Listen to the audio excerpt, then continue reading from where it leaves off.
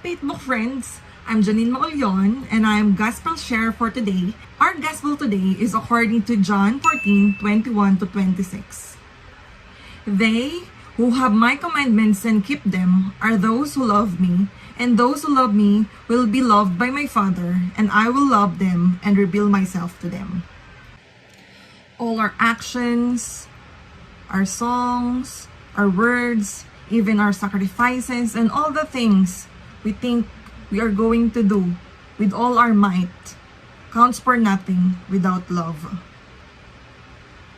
Meaning, if you love God, but you doesn't love or hates your brothers and sisters, we are all liar. For if we love God, we must love our brothers and sisters as well.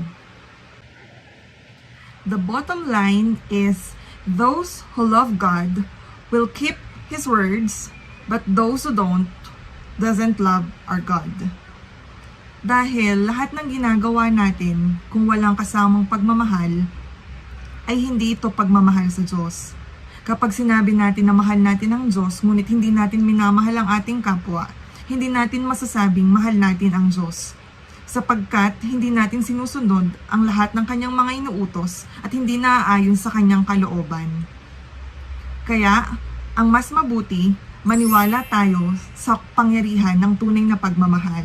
Pagmamahal hindi lamang sa Diyos Ama natin sa langit, sa banal na Espiritu Santo, kundi ang pagmamahal sa bawat isa sa ating kapwa, sa lahat ng paligid, upang maipadama sa pamamagitan ng paggawa natin ng mabuti at pagsunod sa kanyang mga utos, ay ang pagmamahal ng walang hinihinging kapalit at kusang loob at buong pusong iniaalay natin sa ating kapwa upang maging mas masaya ang bawat isa.